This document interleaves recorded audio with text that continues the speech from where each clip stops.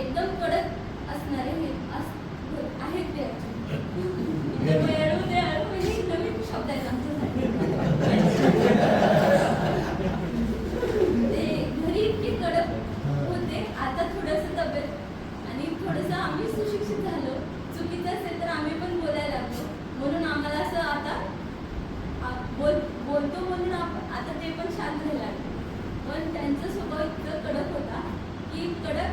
आणि मग शिक्षण कसं शिकायचं, आणि मी तर स्वतः अक्षरशः इथं बघितलंय, लॅबचं काम करून वरती ऑडिटोरियममध्ये झाडू मारायचं.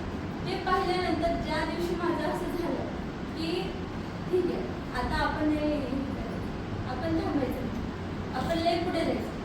आणि मग माझा भाऊ पण इंजिनिअरिंग चांगला, तो ॲक्च्युली माझ्यापेक्षा चांगलं शिक्षण त्याचं आहे, त्याचे रिझल्ट खूप चांगले आहेत. पण असतं जे असतं, पण तो पण चांगला आहे, आता रेप्युटेड कंपनीमध्ये आहे. हे सगळं माझ्या वडिलांचे शिक्षक संस्कार.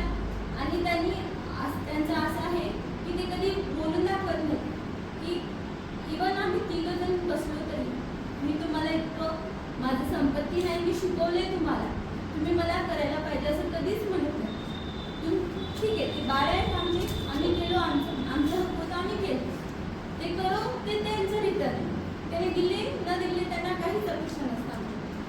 हे त्यांचं मेन. असं कुणी आईवडील खूप कमी असतात. सगळे आजकाल कसं अपेक्षा करतात की आपण आपल्या बाळांना गेलो, ते काय करतात, पण त्यांचं असं कधीच नाही. आता एवढं घरगुती मी एवढं सांगू शकते, बट ऑल द बेस्ट त्यांच्यासाठी. त्यांची तब्येत ठीक असू दे, हे आमच्यासाठी संपत्ती आहे सगळ्यात जास्त. त्यांची तब्येत ते शांत आहेत आणि सुदैवानं आम्हाला आमची ताई पण चांगली भेटली.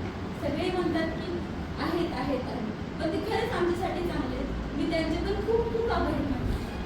ते एखादा व्यक्ती आपल्या घरी लेट येणं आणि ते आपल्यामध्ये रुळणं तेवढंच महत्त्वाचं असतं, जेवढं की आपण त्यांना सपोर्ट करतो. तर मी त्यांचे पण आभारी आहे, माझ्या आईवडिलांची. आज आईवडील म्हणून ते आम्हाला चांगलं शिकवून दिले, आम्ही पण ते समजून घेतो. त्याच्यासाठी मी आज खरंच मनापासून मी दोघांचे, माझ्या मोठ्या भावाचे अभिनंदन, माझ्या वहिनीचे अभिनंदन म्हणते. आणि सर्वांना नमस्कार. मी काही मला काही भाषण वगैरे करता येत नाही, पण मी प्रयत्न करेन वडिलांसाठी काही बोलण्याचं. त्यांचा प्रवास तर तुम्हाला सगळ्यांना माहीतच आहे की त्यांनी कसा प्रवास केला आहे. म्हणजे 100% आम्हाला माहीत असेल तर तुम्हाला 50% तरी माहीत आहे त्यांचा प्रवास कसा आहे.